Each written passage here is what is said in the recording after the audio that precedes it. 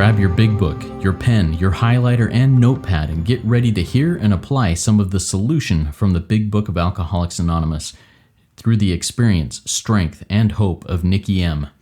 To have a question addressed in a future episode of Noodle It Out with Nikki, please send an email to noodlewithnikki@gmail.com, and Nikki is spelled with 2 Ks.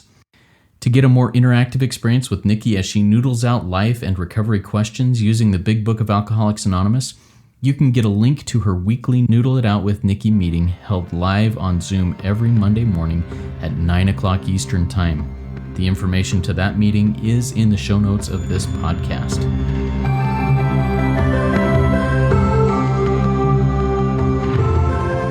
God morning, God afternoon, and God evening to all, and it is a God morning where we are.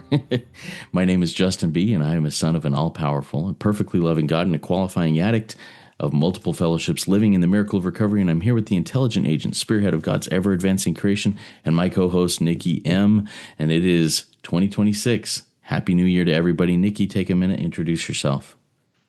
Good morning, everybody. I'm Nikki M., and I'm a grateful member of this beautiful program. And yes, it is a new year. Justin, in my spiritual awakening every day, I've realized that I don't believe in this new year because it's more of a fiscal holiday for the whole entire world and a tax new year.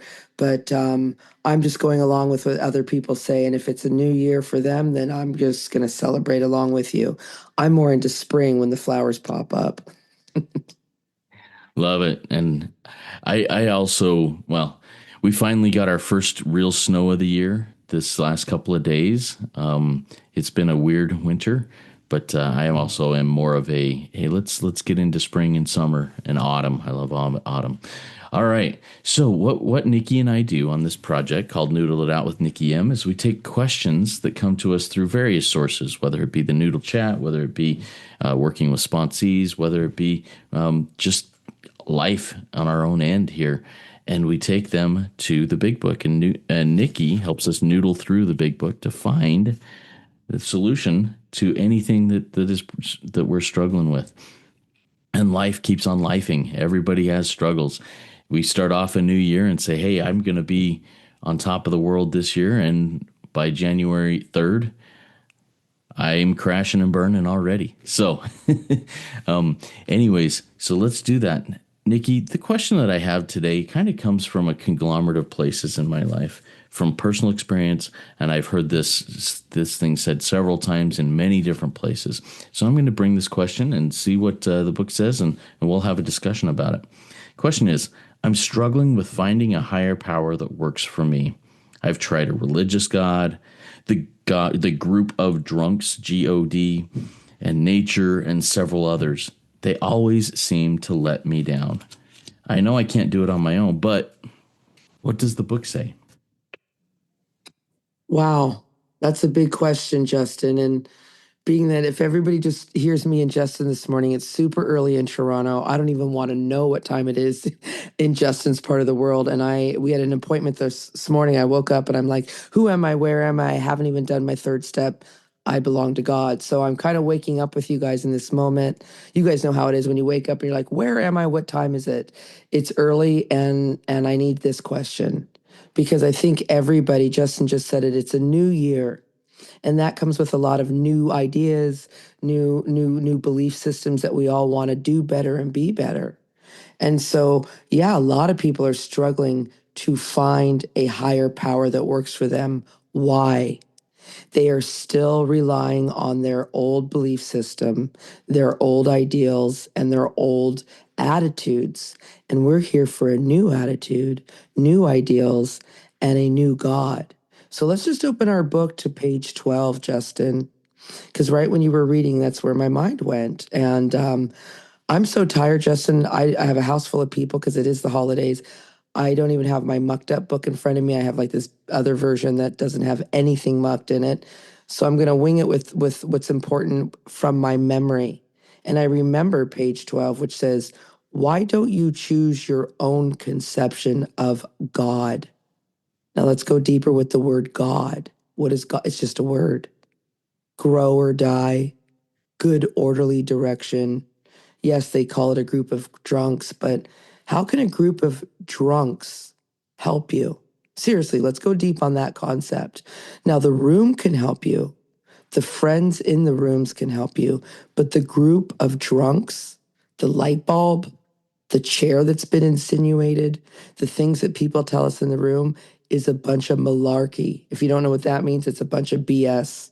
It's not, it's fake news, because if you're going to choose your own concept of this power, then how can it be human aid? See, that's the God you find in your church, in your synagogue, in your mosque. But that's not the God you can find in these rooms, because why, everybody? The book clearly says on page 24, when this sort of thinking is established in a person with alcoholic tendencies, you're beyond human aid. So when people come into this room, Justin, and they want their same God that they grew up with, or they want this new conception that people in the rooms are telling them it's not strong enough, it's not big enough, it's still a limiting God, because it's still part of that human aid, still not in the spirit world. I love what the next statement says on the next line says on page 12. It's like he asked, "Why don't you choose your own conception?" So everybody, we're starting a new year. This is a new podcast. Are you choosing your own conception, or are you borrowing someone else's conception? Because the next line says, that statement hit me hard. See, that statement should be hitting everyone hard. And you, Justin, you came from a real formal background growing up, and meaning religion and all these things. And so, like, really, have you really chose your own conception of God? And I want to ask all the people out there, the religious people, or are you still relying on that God that brought you into the rooms? Because they're asking you to sweep away all your prejudice on page 55. You have to sweep away all prejudice. Then you have to think honestly.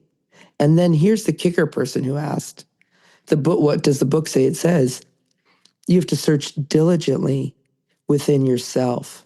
So are you searching diligently within yourself for this conception?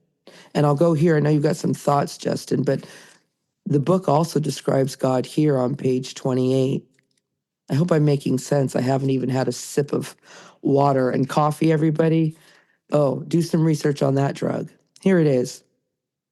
Page 28 says, what seemed at first a flimsy reed proved, see, these are facts, to be the loving, powerful hand of God. So that means God can only be loving. God can only be powerful. So there's the start of your new conception, loving and powerful. Justin, what are some of your thoughts now? Yeah, I love that. Well, you are making sense, by the way, so don't worry about that. But I love how you brought in, my experience having grown up with this concept, this religious concept that I thought, hey, God has to be this way because it's defined this way in the book that I read, and that's the way that it has to be. And that God did bring me into the rooms, and I was sober for a few years with that God, but it came to the point where it just wasn't working for me. I was losing my mind. I was not in that happy, joyous, and free place. I was still restless, irritable, discontent, and bitter because I felt, well, God's letting me down here and there and here and there. And anyways, I for someone who is a religionist, and I'm gonna read this phrase from page 44. To the one who feels he is an atheist or an agnostic, and I add in the word or religionist because to me that is as big a block as an atheist or agnostic in getting to know God. Such an experience seems impossible. And it was a scary, scary decision that I made for me to say, you know what? I'm going to back off of what I think I know God is, and allow God to reveal God's self to me. Even if it means stepping away from everything that I believed and held, as true. I was willing to do that to get to know who this God is. And I love one more thing that I want to jump in here on this is step 11. We seek to improve our conscious contact with God as we understood him past. If I'm not constantly evolving my understanding of who, what God is, I'm, well, the grow or die. I'm getting stagnant. I've got to keep learning more. If God truly is this infinite source of love, this infinite source of wisdom, whatever else, power, my little mind and body will never be able to fully comprehend it. I need to keep improving that understanding. So God, from my perspective, seems to change. But it's just because I'm starting to see God from different perspectives and angles. Nikki, what are your thoughts on that? Wow, the word change is huge right now for me. I'm going through some big changes, Justin. And, you said the key word improve. This is all about improving conscious contact. It's about waking up today and saying, Justin, I know nothing. Like, I'm waking up. This year, I think together for us will be 14 years in the rooms. I think we're like, that's that way. We've been here a minute, and I am nowhere near where I was the first year I walked in.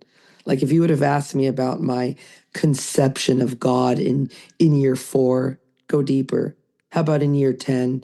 It's completely different than my conception of God in year 14. It just keeps growing and growing because see on page 68, this is a big one. And I love our book, everybody. Like what's happening now for me is the book really comes alive. Like Justin, God does disclose more on page 164, and God's disclosing a lot. When my boyfriend and I met 7 years ago, we had the same conception of God. And because I do so much improving conscious contact, and I don't know if other people outside do it, maybe they do it their own way. We've drifted out. We both seem to have different gods now. That's interesting too to watch how I've changed so much and he's changed so much that we have different conceptions of God now. And that's not how it started out. So I want to take us to page 68 where it says, there is a better way. See, we know so because you said, person who wrote in, you said, they seem to let me down. The God of your understanding is letting you down. Now, I'm going to go deeper. If God's inside of you, aren't you letting yourself down?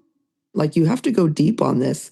Everyone's like, this God is not outside of you. We're in a 12-step program. We're talking about a 12-step lifestyle. And this God is nowhere to be found outside of you. So if you're listening and you're going, well, God let me down. No, you let yourself down because God is inside of you. And it says on page 68, we think so, we know so. See, we're on a different basis. Every day, Justin and I are on a basis of trusting and relying upon God. Now, for my sponsees, Justin, I give them my conception of God. We're on the basis of relying upon humility. See, that's God. We are on the basis of relying upon helpfulness. That's God. We're on the basis of relying upon unconditional agape love, being responsible, being forgiving, being active, being generous, being content, being patient. I mean, this is what God is. Let's go real deep. It's a frequency. It's an energy. How can you even describe it? How can you even describe trusting an infinite amount of humility, an infinite amount of respect, forgiveness, love, kindness, humility, rather than your finite self? See, these are deep thoughts. They talk about an infinite. How can you even put that into words? And I love when a pastor stands at the front or the leaders of the mosque and the synagogue. I forget what the rabbis and the imams and the yoga teacher and the therapist who's your God and tells you what God is. How the F do you know what God is? It's infinite. It's infinite. No one knows what this conception is. So let's go deeper. My friend took me to page 143 the other day. And here it is. This is what we're doing here. Not only are we on page 14, destruction of self, but we're on page 143. It's the second paragraph down, Justin. And yes, this is to the employers, but this is to life. See, if your man, if your person, if your prospect, if your children accepts what you offer, okay, and then go down, he should understand that he must undergo a change of heart. This is what this is about. This is where you find God in your heart. You need to undergo every day a change of heart. And we talked about what that requires, page 55. You have to sweep away your prejudice. To get over drinking, Justin, to get over alcoholism, to get over what we're about to face in 2026. I just said, the man I love and I are on completely different pages. It will require a transformation of thought and attitude. See, that's where you find God, in a change, transformation of your heart, of your thought life and attitude. We all had to place recovery. What's recovery? The search for God. What's recovery? The transformation of your heart and your thought life. We had to place recovery, the improvement of conscious contact above everything. For without seeking God, without recovery, without improvement of your conscious contact, you will lose your home, your business, your family, your relationships. And if you're like me and my friends, you'll lose your life. Justin, come through. Man, I am so glad you took us to that paragraph on 143. I've read this before, I've heard it before, I've probably quoted it before, but you're bringing me here today has opened my eyes to see things from a different perspective. And I love how you said, we all had to place recovery above everything, for without recovery, what is recovery? It's the search for God. And it's a one day at a time search. I don't believe that at least in this life I will ever find the wholeness of God, whatever that looks like. Like you said, infinite. I'll never understand that. And I can continue searching and saying, you know what? I'm grateful for what I understand today, but there's more. God, what more is there? What more do you want to show me today? How can I better understand you? Your will, not mine, be done. And by doing that, I can continue to grow so I don't die in the grow or die thing. And that's kind of my thoughts on that. Nikki, do you have any additional thoughts before we start closing this out? Well, Justin, the truth is we could never close this podcast out because let's go back to the question, which was, let me just look again. It was like, you're struggling to find God. That's what all man from time have been doing. Everybody, why are you on Earth School? Is it to collect new shoes? Justin, is it to get a new, bigger car, a better job? Like, what are we doing on planet Earth? Like, you have to go deep on this. And it's like, and I love what the person said. I know I can't do it on my own. That's what it says in the book. Page 59 says, without help, what's it? Life, the search for God, man's search for meaning. Without help, it's too much. Life is too much. Yes, the comforts of the world, a nice body next to you. That's nice, Justin. Yes, Justin, the comforts of the world, holding your new grandbaby. The comforts of the world, that bank account, that new toy, that new power and prestige, that feels good. But that's not what this life is about. Let's go to page 164, because this is where I'm living right now. I thought I knew everything, Justin. I'm realizing I know nothing. And as I keep changing and growing, the only thing I want is this power. Because let me go deep, everybody. All humans will fail you. Not because they want to, because we're in Earth School. We're all here trying to have a change of heart. We forgot who we are. Justin, the book says, remember always. Remember you tap power. Remember always your powers are God given. I mean, this thing, we're here to remember that we have the power, this power called God, this power of the spiritual principles deep down inside of us. So, page 164 says, we realize we know only a little.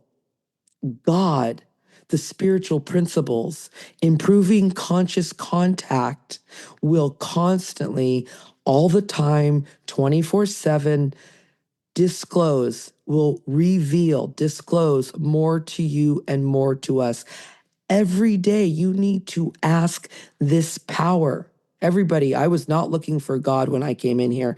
I needed power. So I had to ask every day in my morning meditation, what can I do every day for the human, for the person on this planet who is still sick? And Justin, I'm still sick. Just because we have a podcast, just because I've sponsored, just because I've got all these wonderful things in life, I only get a daily reprieve. And so the answers that I need to get through this thing called life will come if my own house is in order. What does that mean? If I work all 12 steps every day, not perfect, just progressing along spiritual lines, says page 60. See, I have to have my house in order because I won't be able to transmit anything. And I have to see to it, not that my relationship with you, Justin, not that my relationship with the man I love, not that my relationship with my fellowship, it's that my relationship with me, because God is deep inside of me. So what I'm waking up to, everybody, is that I have to choose me because God's inside of me. And by choosing me, I'm choosing to get humble. I'm choosing to get respectful. I'm choosing to get active, zealous, kind, patient. I'm choosing to get patient so that great events will come to pass for me and all my friends. See, this is a fact. Believe your book, everybody. Believe what Justin and I are doing here. Stay close because we are in for a roller coaster ride this year, Justin. Remember, we have power. I tapped it and more is revealed. And I know we are just at the beginning of this exciting Earth School lifestyle. And we have a book that came with it. I believe my book. I believe in you, Justin. I believe in this cause that we're doing. And I'm grateful. See, there's my prayer this morning. I'm awake. I thought I was asleep at this table, but I seem to be wide awake and ready for what God has to offer. Good stuff, Nikki.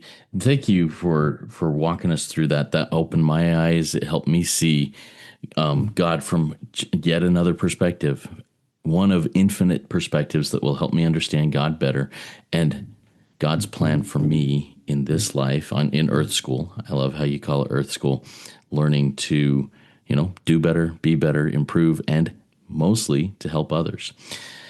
Everybody, this is the one day at a time journey that we find ourselves on. Whether I identify as an addict or not, we're all hurtling around in this universe on this same planet, trying to do better and be better. So jump in here, dive into the work, get to know your higher power better, choose that own conception and allow that conception to grow and evolve as you go along. This work is absolutely worth it, as are you. You are worth it.